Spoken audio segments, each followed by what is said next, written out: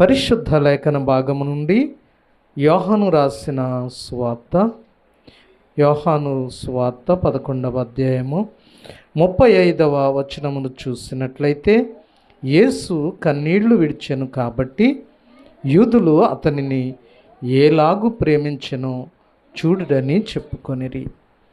ప్రియులారా, మనము చదువుకున్న ఈ వాక్య భాగములో మరి యేసు ప్రభువు ఏడ్చినట్లుగా మనం చూస్తూ ఉన్నాము. యేసయ్య మరి కన్నీళ్లు విడిచి ఏడ్చినట్లుగా మనం చూసాము. యేసు ప్రభు ఎందుకు ఏడ్చాడు అనేది చూసినట్లయితే, యేసు ప్రభు తాను పుట్టినది మొదలుకొని తాను చనిపోయేటంత వరకు సిలువలో వేలాడుతున్నప్పుడు కూడా తన కంటి వెంబడి నీరు మనము చూడలేదు. ఆయన ఎట్టి పరిస్థితుల్లో ఎన్ని హింసలు పెట్టినా, ఎన్ని బాధలు పెట్టినా యేసు ప్రభు ఏడవలేదు. కానీ ఒకే ఒక్క సందర్భంలో యేసయ్య ఏడ్చినట్లుగా మనము చూసామండి. ఆ సందర్భాన్ని మనం చూసినట్లయితే మరి అక్కడ చదువుకున్న వాక్యంలో యూదులు ఆ యేసు ప్రభు ఏడవడాన్ని చూసి అతనిని ఎలాగూ ప్రేమించెనో చూడండి అని చెప్పుకున్నారంట. యేసు ప్రభు అంట ఎంత ప్రేమించాడు అని చెప్పుకుంటూ ఉన్నారు. ఇక్కడ సందర్భం చూసినట్లయితే ప్రియులారా, మరి యేసయ్య మరియా మార్తలు అనేవారు మరి యేసు ప్రభుని ఎంతగానో ప్రేమించేవారు. తరచు వారి గృహానికి తీసుకుని వెళ్ళి ప్రార్థన చేయిస్తూ మరి అనేక మందితో మరి సహవాసంగా కూడుకుంటూ ఉండేవారు. అయితే వాళ్ళ తమ్ముడు లాజరు, ఆయన పేరేంటి? లాజరు. మరియా మార్తల తమ్ముడు లాజరు. అయితే ఈ లాజర్ అండి చనిపోయాడండి. లాజరు అనే ఈ వ్యక్తి చనిపోయినప్పుడంట యేసయ్య ఏడ్చాడంటండి. లాజరుకి యేసు ప్రభుకి అంత సన్నిహిత సంబంధం ఉన్నట్లుగా పరిశుద్ధ లేఖన భాగంలో వ్రాయబడలేదండి. మరి అలాంటి పరిస్థితుల్లో లాజరుకి యేసు ప్రభుకి అంత దగ్గరి సంబంధం లేదు. అలాంటి పరిస్థితుల్లో లాజరు చనిపోతే యేసు ప్రభు ఎందుకు ఏడవాల్సి వచ్చింది అనేది మనం చూడాలి. అయితే మరియా మార్తలు బాగానే ఉన్నారు. మరియా మార్తలు యేసు ప్రభుని నమ్ముకున్నారు. అంత మాత్రానికి వాళ్ళ తమ్ముడు చనిపోతే ఏడవాల్సిన పని లేదు. మరి ఎందుకు ఏడ్చుంటాడు యేసు ప్రభు అంటే, అక్కడ మనం జాగ్రత్తగా గమనించినట్లయితేనండి, లాజర్ అండి అప్పటికి దేవుని నమ్ముకోలేదు. మరియమ్మ ప్రార్థన చేసుకుంటూ ఉంది, మార్తమ్మ ప్రార్థన చేసుకుంటూ ఉంది. వాళ్ళ దేవుని విశ్వసించారు. దేవుని ఆ ప్రేమ ఎట్టిదో వారికి తెలుసు. దేవుని రాజ్యానికి వారసులుగా ఉండాలని చెప్పి వాళ్ళు మరి దేవునికి ఇష్టంగా జీవిస్తూ యేసు ప్రభుని ఎంతో ప్రేమించారు, ఎంతగానో గౌరవించారు. అయితే ఈ మరియా మార్తలండి లాజరు కొరకు ఎంతో ప్రార్థన చేసేవారు. ఏమని ప్రార్థన చేస్తుంటారంటే, ప్రభువా మా తమ్ముడిని రక్షించయ్యా, మా తమ్ముడు నిన్ను నమ్ముకోవాలయ్యా, ఆయన రక్షింపబడాలయ్యా, నిన్ను నమ్ముకోవాలని ఎంతగానో ప్రార్థన చేశారు. కానీ లాజరు యేసు ప్రభుని నమ్ముకోలేదండి. ఎన్నో మార్లు వాళ్ళ ఇంటికి వెళ్ళాడు యేసయ్య, మరియా మార్తలతో మాట్లాడాడు. మరి అనేక సందర్భాల్లో వాళ్ళ ఇంట్లో మరి భోజనం చేశారు. ఎన్నోసార్లు యేసు ప్రభు నీవు దేవుని నమ్ముకు అని చెప్పి లాజరుతో కూడా చెప్పి ఉండవచ్చు. కానీ లాజరు దేవుని నమ్ముకోలేదు. నమ్ముకోకుండా లాజరు ఏమయ్యాడు? చనిపోయాడు. చనిపోయినప్పుడండి మరియా మార్తలు యేసయ్యకి కబురు పెట్టారు. బాగోక ముందే కబురు పెట్టారు. ఆయనకి అస్వస్థతగా ఉంది. ఆ పరిస్థితిలో యేసు ప్రభుకి కబురు పెట్టారు. యేసయ్య మా తమ్ముడు చనిపోయే పరిస్థితిలో ఉన్నాడయ్యా, మీరు వచ్చినట్లయితే మీరొచ్చి ప్రార్థన చేస్తే మా తమ్ముడు బ్రతుకుతాడయ్యా అని చెప్పి లాజరుకు కబురు పెట్టారండి. యేసు ప్రభుకి కబురు పెట్టారు మరియ మార్తలు. అయితే యేసు ప్రభు ఆ స్థలానికి రాలేదండి. రాకపోవడానికి గల కారణం ఏంటంటే ఆయన రాజ్య సువార్తను ప్రకటిస్తూ ఉన్నారు. ఆయనకు ఖాళీ లేని పరిస్థితులు, సువార్తను ప్రకటిస్తూ ఉన్నాడు. అలాంటి పరిస్థితుల్లో కబురు పెట్టిన తరువాత లాజరు చనిపోయాడు. చనిపోయిన తరువాత ఆయనను సమాధి చేసేశారు. సమాధి చేసి అప్పటికి 4 రోజులైందండి. ఎన్ని రోజులు? 4 రోజులైతే ఈ శరీరము అప్పటికే మరి కుళ్ళిపోవటానికి దగ్గరగా ఉంటుందన్నమాట, ఉబ్బిపోతుంది. కప్పెట్టేశారు. 4 రోజుల తర్వాత యేసు ప్రభు మరి ఆ బేతనియా గ్రామానికి వచ్చాడండి. వచ్చినప్పుడు మరియా మార్తలు యేసు ప్రభు వస్తూ ఉన్నాడని తెలుసుకొని మరి అమ్మ అయితే ఆయనకు ఎదురుగా వెళ్ళి మరి ఆయనను రిసీవ్ చేసుకొని ఎంతో బాధతో ఆమె మాట్లాడుతూ ఉంది. ఏమనంటే, అయ్యా ప్రభువా, నీవు ముందు వచ్చి ఉన్నట్లయితే నా తమ్ముడు చనిపోయేవాడు కాదయ్యా.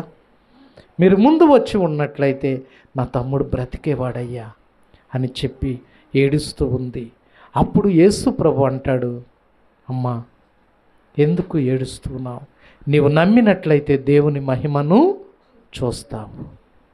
నీవు నమ్మితే దేవుని మహిమను చూస్తావు అని చెప్తాడన్నమాట. చూడండి ఆ వచనం 40వ వచనం. అమ్మ నీవు నమ్మిన ఎడల దేవుని మహిమను చూతువని నేను నీతో చెప్పలేదా అని ఆమెతో అనెను.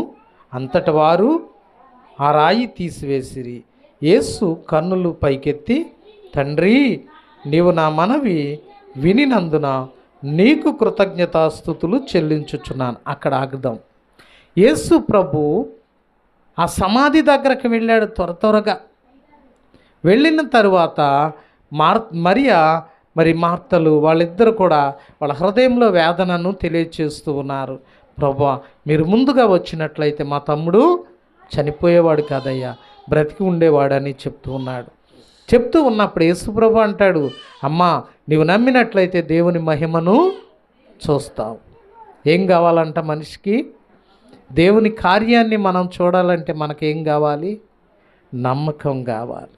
యేసయ్య నా జీవితంలో ఇది చెయ్యగలడు అని మనం నమ్మినప్పుడు ఆ కార్యము జరుగుద్దన్నమాట. నమ్మకుండా ఇది జరుగుద్దంటావా, జరగదంటావా అని నీవు అనుకుంటే అది నిజంగా జరగదు. ఏం కావాలి మనకి? నమ్మకము కావాలండి. యేసయ్య అంటా ఉన్నాడు, నీవు నమ్మితే దేవుని మహిమను చూస్తావు అని చెప్పినప్పుడు ఏం చేశాడో చూడండి. యేసయ్య నీవు ఎల్లప్పుడూ నా మనవి వినుచున్నావని నేను ఎరుగుదును, కానీ నీవు నన్ను పంపితివని చుట్టూ నిలిచి ఉన్న ఈ జన సమూహము నమ్మునట్లు వారి నిమిత్తమై ఈ మాట చెప్పి తినా నేను. ఆయన అలాగూ చెప్పి లాజరు బయటికి రమ్మని బిగ్గరగా చెప్పగా, చనిపోయిన వాడు కాళ్ళు చేతులు పేత వస్త్రములతో కట్టబడిన వాడే వెలుపలికి వచ్చిన. చాలమ్మ. ఎప్పుడైతే యేసు ప్రభు ఆ సమాధి దగ్గరకు వెళ్ళి రాయను తీయమని చెప్పి లాజరు బయటికి రా అన్నాడండి. ఎన్ని రోజులు చనిపోయి ఆయన? 4 రోజులు. ఎప్పుడైతే యేసయ్య లాజరు నీవు బయటికి రా అని చెప్పాడో ఆ చనిపోయిన వాడు ఆ సమాధిలో నుండి బయటికి వస్తూ ఉన్నాడండి. హల్లెలూయా. చనిపోయిన లాజరు బయటికి వస్తూ ఉన్నాడు.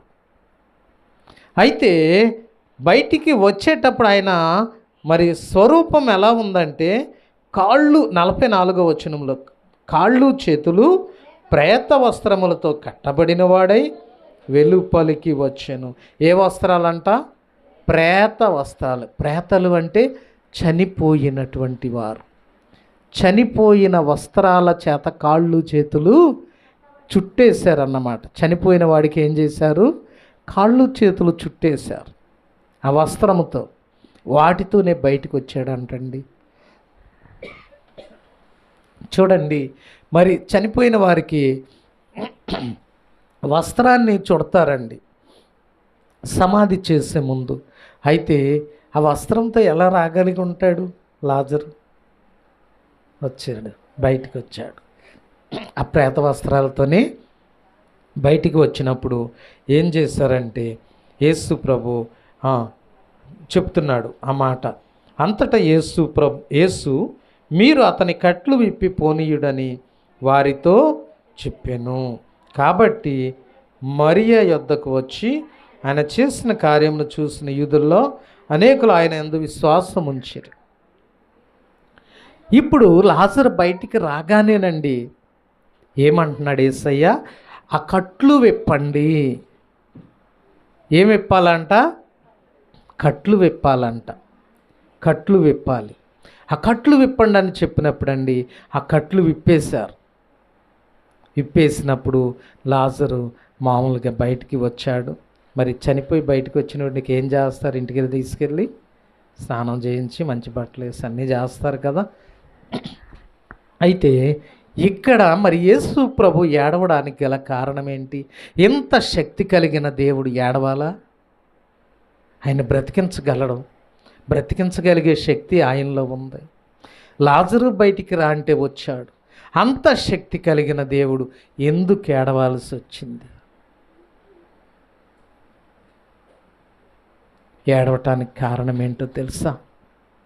అప్పటికి లాజరు దేవుని నమ్ముకోలేదండి. నమ్ముకోకుండా దేవుని నమ్ముకోకుండా చనిపోతే వాళ్ళు ఎక్కడికి వెళ్తారండి? చనిపోయిన తర్వాత అమ్మా నరకానికి వెళతారు. యేసయ్య అంట ఈ లోకానికి ఎందుకు వచ్చాడో తెలుసా? నశించిన దానిని వెదకి రక్షించడానికి మనుష్య కుమారుడు ఈ లోకానికి వచ్చాడు అని చెప్పి ఆయనే చెప్పాడు. ఆయన నోటంట ఆయన యేసయ్య. అంటే ఎవరు కూడా నశించిపోవటం యేసయ్యకి, దేవుని నమ్ముకోకుండా ఎవరు చనిపోవటం యేసయ్యకి ఇష్టము లేదండి. నీవు నేను దేవుని నమ్ముకోకుండా చనిపోతే మన ఆత్మ నరకానికి వెళ్ళిపోతుంది. మన ఆత్మ నరకానికి వెళ్ళిపోతే ఆయన స్వరూపంలో పుట్టిన నా కుమారుడు నా కుమార్తె నరకానికి వెళ్ళిపోతూ ఉన్నారని చెప్పి యేసయ్య ఏం చేస్తాడు? ఏడుస్తాడన్నమాట. యేసయ్య ఏడవడానికి గల కారణం అది. ఆ దినాన లాజరు చనిపోయినప్పుడు ఏడవడానికి గల కారణము ఆయనను నమ్ముకోకుండా చనిపోతే యేసయ్య నీ గురించి నా గురించి ఏడ్చే వ్యక్తిగా ఉన్నాడు. చూడండి, అసలు మనుషులు ఎందుకు చనిపోతూ ఉన్నారు?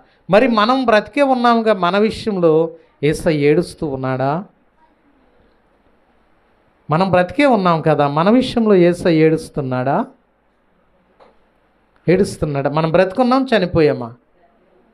బ్రతుకున్నామన్న వాళ్ళు చేతులు చూపించండి. వెరీ గుడ్, మీరందరూ బ్రతికే ఉన్నారు. సరే, చూద్దాం. రోమీలకు రాసిన పత్రిక, పరిశుద్ధ లేఖన భాగము నుండి రోమీలకు రాసిన పత్రిక 5వ అధ్యాయము 12వ వచనాన్ని చూసినట్లయితే అక్కడ దేవుడు, పరిశుద్ధాత్మ దేవుడు ఏమి రాసి ఉంచారో చూద్దాం. 5వ అధ్యాయము 12వ వచనము. ఇట్లుండగా ఒక మనుష్యుని ద్వారా పాపము ద్వారా మరణమును లోకములో ఎలాగూ ప్రవేశించెను, అలాగుననే మనుష్యులందరూ పాపము చేసినందున మరణము అందరికీ సంప్రాప్తమాయెను. చూసారా? మనుష్యులండి పాపములు చేసి అందరూ చనిపోయారంట. వాళ్ళ పాపాలను బట్టి చనిపోయారంటండి. చూడండి, మనం అనుకుంటాము నేనేమి చేయలేదు, నేను చాలా మంచిదాన్ని, నేను చాలా మంచివాడను అని అనుకుంటాం. కానీ మన పాపాలండి మనల్ని ఏం చేసినాయి? చచ్చిన వారిగా మార్చేసినాయి. ఆ దినాన లాజరు కూడా చనిపోయాడు. వేటి చేత చనిపోయాడు? ఎలా చనిపోయాడు? మరణం వచ్చి చనిపోయాడు. ఆ పాపమే మనిషిని మరణానికి నడిపిస్తుందంటండి. నువ్వు పుట్టిన కాడి నుంచి ఏ పాపం చేయకపోవచ్చు, కానీ తల్లిదండ్రులు సంపాదించిన ఆస్తి ఎవరికి వస్తుంది? డబ్బులైనా పిల్లలకు వస్తాయి, బంగారమైన, వెండైనా, పొలాలైనా. మరి పాపాలు అమ్మా, పాపాలు ఎన్ని తరాలంట? 4 తరాలు. అమ్మ నాన్న చేసిన పాపాలు మన మీద ఏలుబడి చేస్తాయి. నువ్వు పాపం చేయకపోవచ్చు, కానీ నీ తల్లిదండ్రులు చేసిన పాపాన్ని, నీ తల్లిదండ్రుల ఆస్తిని నువ్వు ఎలా పంచుకుంటావో వాళ్ళ పాపాలను కూడా నువ్వు పంచుకోవాలి. మరి ఆ దినాన లాజరు, మరి నీ పాపాలు పోవాలంటే నువ్వేం చేయాలి? దేవునిని నమ్ముకోవాలి. యేసయ్య రక్తం ప్రతి పాపం నుండి కడిగి పరిశుద్ధపరచి పవిత్రపరుస్తుంది నిన్ను. మరి అలా నీ పాపాల నుండి నీవు విడుదల పొందాలి అంటే, నువ్వు చేయకపోయినా నీ తల్లిదండ్రుల పాపాలు కూడా నీ మీద ఏలుబడి చేస్తాయి. 4 తరాలు. నీ తల్లిదండ్రులు చేసిన పాపం, నీ తాత చేసిన పాపం, నీ ముత్తాత చేసిన పాపం, వాళ్ళ తండ్రి చేసిన పాపం, 4 తరాల పాపాలు నీ మీద పడతాయి. నీ తల్లిదండ్రులు చేయకపోవచ్చు, వాళ్ళ తల్లిదండ్రులు చేసి ఉండవచ్చు. 4 తరాల పాపాలు మన మీద ఏలుబడి చేస్తాయి. కనుక ఈ పాపాలన్నీ పోవాలి అంటే మనం ఏం చేయాలి? దేవుని నమ్ముకోవాలి. యేసుక్రీస్తు రక్తము ప్రతి పాపం నుంచి నిన్ను కడిగి పవిత్రపరచుద్ది అన్నమాట. కనుక మనుషులంట ఇలాగ పాపాల వల్ల చనిపోయారని చెప్పి దేవుని వాక్యం తెలియచేస్తుంది. మీకు ఇంకా స్పష్టంగా అర్థం కావడానికి అదే రోమీయులకు రాసిన పత్రిక 7వ అధ్యాయము 11వ వచనాన్ని చూద్దాం ఒకసారి. ఏలయనగా పాపము ఆజ్ఞను హేతువు చేసుకొని నన్ను మోసపుచ్చి దాని చేత నన్ను చంపెను. పాపం ఏం చేస్తుందంట? మనిషిని చంపుద్దంటండి. పాపం ఏం చేస్తుంది? మనిషికి ఎన్ని సంవత్సరాల ఆయుష్ ఇచ్చాడు దేవుడు? 70 లేక 80 అన్నాడు. మొదట్లో వేల సంవత్సరాలు బ్రతికిన వాళ్ళు ఉన్నారు. తర్వాత పాపాల వల్ల ఆయుష్ తగ్గుతూ వచ్చింది, మనం చేసిన అతిక్రమ దోషాల వల్ల. ఆఖరికి తగ్గుతూ మోషే కాలానికి వచ్చేసరికి 70 లేక 80 సంవత్సరాలు. మరి 70 లేక 80 సంవత్సరాలు బ్రతకండి అని దేవుడు చెప్పాడు. కానీ అన్ని సంవత్సరాలు అందరూ బ్రతుకుతున్నారా? మరి ఎందుకు చనిపోతూ ఉన్నారు? యవనస్తులు కూడా చనిపోతూ ఉన్నారు. ఎంతోమంది యవనస్తులు చక్కని యవన ప్రాయంలో చనిపోతూ ఉన్నారు. 25 సంవత్సరాలు 30 సంవత్సరాల వయసులో చనిపోతూ ఉన్నారు. కారణం ఏంటి? ఒక ఆమె చనిపోద్ది, నా ప్రియుడు నన్ను మోసం చేశాడు. ఎందుకు చనిపోయిందామా? ఎందుకు చనిపోయింది? ప్రియుడు మోసం చేశాడంటండి. ఇంకొకడు చనిపోతాడు, ఏ ట్రైన్ కింద ఉరిపెట్టుకున్నా, నా లవర్ నన్ను మోసం చేసింది. మరి ఇప్పుడు ఎందుకు చనిపోయినట్లు? వాళ్ళ పాపం వల్ల చనిపోయారా, లేకపోతే దేవుడు చంపాడా వాళ్ళని? పాపము చంపుద్దంటండి మనిషిని. ఎంతోమంది మరి పాపము చేసిన వారు, కృష్ణాంజలి, ఎంతోమంది పాపం చేసిన వారండి ఏమవుతూ ఉన్నారో తెలుసా? జబ్బులు వచ్చి చనిపోతూ ఉన్నారండి.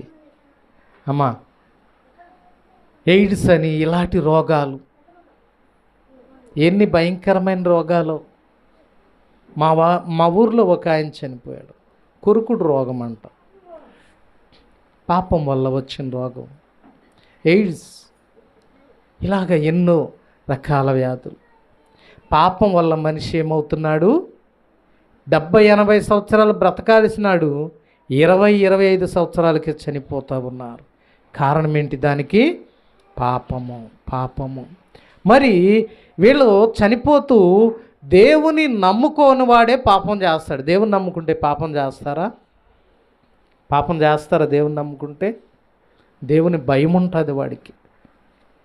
నేను దేవుని నమ్ముకున్నాను, యేసు ప్రభుని నమ్ముకున్నాను, పరిశుద్ధంగా జీవిస్తూ ఉన్నాను, ప్రతి నెల బల్లారాధనలో పాలు పొందుతూ ఉన్నాను, ఆయన శరీరాన్ని తిని ఆయన రక్తాన్ని త్రాగుతూ ఉన్నానని చెప్పి, ఒకవేళ మనం మనస్సు పాపానికి ప్రేరేపించినా కానీ దేవుని ఆత్మ నిన్ను గద్దిస్తుంది. నువ్వు ఇలా చేయొచ్చా? నువ్వు దేవుని నమ్ముకున్నావు కదా, నువ్వు ఆయన శరీరాన్ని తింటా ఉన్నావుగా, ఆయన రక్తాన్ని త్రాగుతూ ఉన్నావు కదా, నువ్వు ఇలా చేయొచ్చా అని గద్దించినప్పుడు నీకేమనిపిస్తుంది? అవును కదా, నేను ఇలా చేస్తే దేవుని ఉగ్రతకు నేను గురైపోతాను, కనుక నేను ఇలా చేయకూడదని మానేస్తాం. అంటే నిన్ను పాపం చేయకుండా ఏది కాపాడుతుంది? పరిశుద్ధాత్మ నిన్ను కాపాడుతూ ఉంది. దేవుని నమ్ముకుని నీ బాప్తిసం తీసుకుంటే నిన్ను పాపము చెయ్యనివ్వదండి ఆ ఆత్మ. ఒకవేళ నువ్వు బలవంతంగా వెళ్ళి చేసినా నీతో మాట్లాడద్దు, నువ్వు చేసే పని ఏంటి, అలా చేయొచ్చా అని మాట్లాడుతుంది. అలా మాట్లాడినప్పుడు నీ హృదయంలో బాధ అనిపించి దేవునికి ఇష్టంగా జీవించాలని నువ్వు మానుకుంటావు. కానీ మరి ఎవరి మీద ఏలుబడి చేద్ది ఈ పాపం? ఇప్పుడు దేవుని నమ్ముకొని వారి మీదే ఏలుబడి చేస్తుంది. అసలు మనిషి చావుకు కారణం ఏంటంటే పాపమే మనిషిని చంపుతూ ఉందన్నమాట. ఏ జబ్బు వచ్చినా పాపం వల్లే చనిపోతూ ఉన్నారండి. పాపం వల్ల ఎన్నో రోగాలు వస్తూ ఉన్నాయి. మనిషికి దేవుడు ఒకే ఒక్క భార్యను ఎందుకు పెట్టాడంటే పర పురుషుల వల్ల, పర స్త్రీల వల్ల మనుషులకి ఏమొస్తాయి? జబ్బులు వస్తాయి, సెక్సువల్ డిసీజెస్ వస్తాయి అన్నమాట. సెక్స్ లిమిట్స్ పెట్టాడు దేవుడు. అందుకని ఆదిలోనే దేవుడు ఒక్క భార్యకి ఒక భర్త మాత్రమే, ఒక భర్తకు ఒక భార్య మాత్రమే అని చెప్పి చేశాడు. ఆదాముకి ఎంతమంది భార్యలను ఇచ్చాడు దేవుడు? ఎంతమంది భార్యలను మొట్టమొదటి ఇచ్చింది? ఒకే ఒక్క భార్య, ఎక్కువ భార్యలను ఇవ్వలేదండి. తర్వాత మనుషులకండి ఆశలు, కోరికలు ఎక్కువైపోయి ఆదామైతే 1000 సంవత్సరాలు బ్రతికాడు ఒక భార్యతో ఉన్నప్పుడు. కానీ అక్కడి నుండి మరి ఒక్కొక్కరు జనరేషన్స్ మారుతూ ఉండగా మరి పాపానికి బానిసలైన తరువాత ఈ ఆయుష్ ఏమైంది? 1000 సంవత్సరాల్లో నుంచి 70 లేక 80లోకి వచ్చింది. దేవుడు ఎన్నిసార్లు మార్చాడో తెలుసా? ఆయుష్ని 3 సార్లు 4 సార్లు మార్చినట్లుగా మరి బైబిల్లో ఉంటుందన్నమాట. దేవుడు మరి ఆయుష్ను మారుస్తూ తగ్గిస్తూ వచ్చాడండి. ఒక్కొక్క తరంలో ఒక్కొక్క విధంగా ఆయుష్ని తగ్గించుకుంటూ వచ్చాడు. దానికి కారణం ఏంటంటే మనుష్యుడు చేసేటటువంటి పాపాలు మరి ముఖ్యంగా సెక్సువల్ డిసీజెస్. ఒక భార్యకు ఒక భర్త, ఒక భర్తకు ఒక భార్య అనే లిమిట్ లేని వాళ్ళకి ఈ యొక్క మరి జబ్బులు వచ్చి త్వరగా చనిపోవటానికి కారణము కనిపిస్తూ ఉందన్నమాట. మరి ఈ విషయాల్లో మరి దేవుని వాక్యం స్పష్టంగా చెప్తూ ఉంది. మన ఏలయనగా పాపము ఆజ్ఞను చేసుకొని, హేతువు చేసుకొని నన్ను మోసపుచ్చి దాని చేత నన్ను చంపేను. ఈ పాపాలు, ఆజ్ఞలు అతిక్రమించటం, దేవుని ఆజ్ఞల్లో మరి అతిక్రమించి మనం పాపం చేసినప్పుడు మనం ఏం చేస్తున్నాము? చనిపోతున్నాం, ఆత్మీయంగా చనిపోతున్నాము. అంత మాత్రమే కాదు, ఆ పాపం ద్వారా మనకు జబ్బులు వచ్చి త్వరగా మన ఆయుష్ ఏమవుతుంది? మన శరీరంలో ఇమ్యూనిటీ పవర్ అని పెట్టాడు దేవుడు.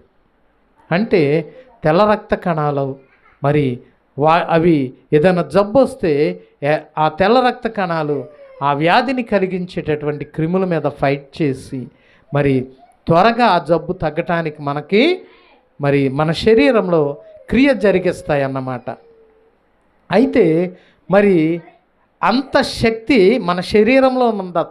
అసలు డాక్టర్ దగ్గరికి వెళ్ళాల్సిన పనే లేదు. మనిషి కనుక పుట్టిన దగ్గర నుంచి పరస్త్రీ వ్యామోహం, పరపురుషుడు వ్యామోహం లేకపోతే మనిషి హాస్పిటల్కి వెళ్ళాల్సిన పనే లేదండి.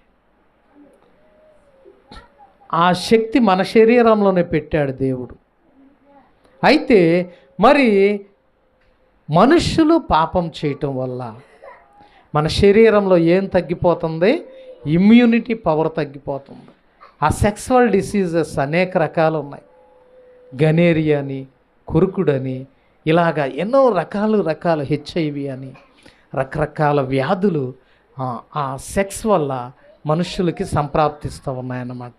ఆ వ్యాధులు వచ్చినప్పుడు అండి ఈ తెల్ల రక్త కణాల్లో శక్తి ఏమవుతుంది? తగ్గిపోతుంది అన్నమాట. అలా తగ్గిపోయినప్పుడు అండి మనలో మరి ఏదైనా జబ్బు వచ్చినప్పుడు దాని అంతటా అది మన శరీరము తగ్గించుకోలేనప్పుడు హాస్పిటల్కి వెళ్ళి మెడిసిన్స్ వాడాల్సిన పరిస్థితి. వాస్తవానికైతే మరి సెక్సువల్ మరి థాట్స్ మనలో లేకపోతే గనుక జాగ్రత్తగా మనము చక్కని పరిశుద్ధ జీవితాన్ని జీవిస్తేనండి మన శరీరంలో నా శక్తి ఉంది, ఆసుపత్రికి వెళ్ళాల్సిన పని లేదు. మనిషి మరి కోరికలు ఎక్కువైపోయి పరస్త్రీ వ్యామోహము, పరపురుషుని వ్యామోహం ఎక్కువైపోవటం వల్ల మన శరీరంలో వ్యాధి నిరోధక శక్తి తగ్గిపోతూ ఉందన్నమాట. కనుక ఆ విధంగా ఆయుష్ తగ్గుతూ వచ్చింది. సొలొమోను కాలంలోనంటండి చాలామంది భార్యలు అంటాయని వేలల్లో ఉన్నారు ఉపపత్నులు. చూడండి మరి భార్యలే కాకుండా ఉపపత్నులు ఇలాగా. అంటే దేవుడు ఎంతమంది భార్యలను చేసుకోమని పెట్టాడు సృష్టిలో? ఒక భార్యనే. కానీ సొలొమోను ఎంతమందిని చేసుకున్నాడు? చాలామందిని చేసుకున్నాడు.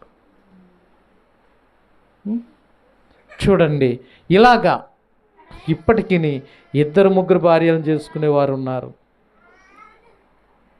ఇంట్లో భార్య సరిపోవట్లేదు, బయట కూడా మెయింటైన్ చేస్తున్నారు. అలాగే పురుషులు స్త్రీలు కూడా అలా చేస్తూ ఉన్నారు.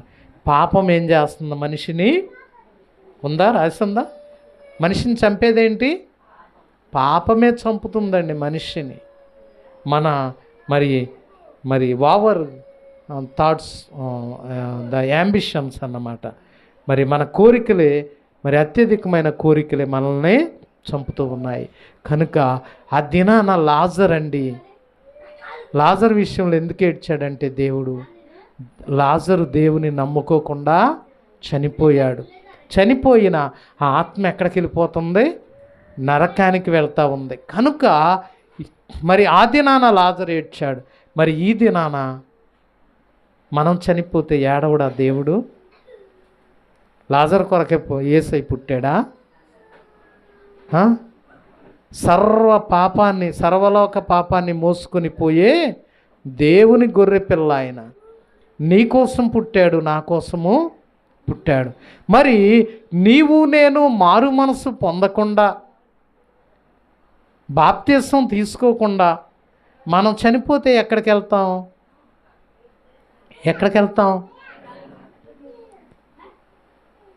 నరకానికి వెళ్తాం. కనుక ఆ దినాన లాజరు చనిపోయి ఏడ్పించాడు. మరి ఈ దినాన నువ్వు యేసయ్యని ఏడిపిస్తున్నావా? నీ గురించి ఏడవట్లేదా దేవుడు?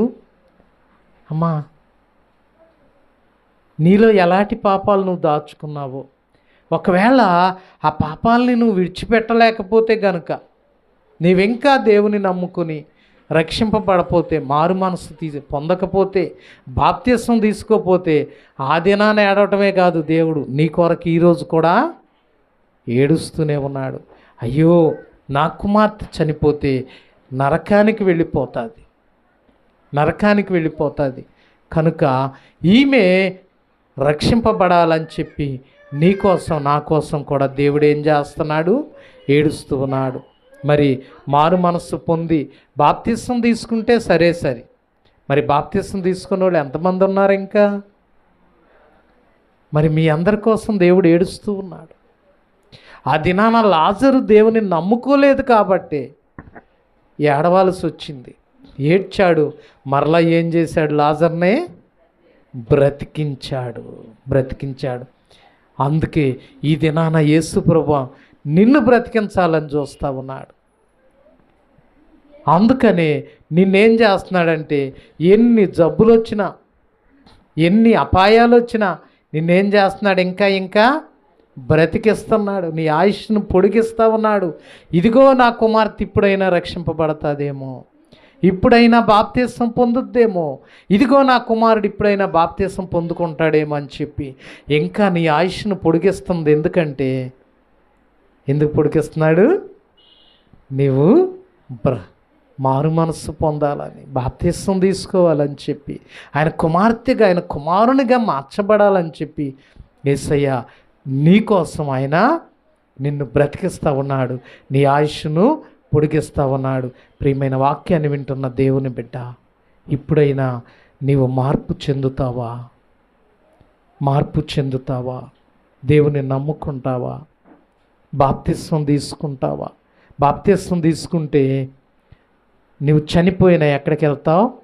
పరలోకానికి వెళతావు, అనిత్య రాజ్యానికి, ఆ యుగాలు జీవించేటటువంటి అనిత్య రాజ్యంలోనికి వెళతావు. ఒకవేళ బాప్తిస్వం తీసుకోకపోతే ఆ దినాన లాజరు కొరకు ఏ రీతిగా ఏడ్చాడో యేసయ్య ఆ రీతిగా నీ కొరకు ఏడుస్తున్నాడు తెలుసా?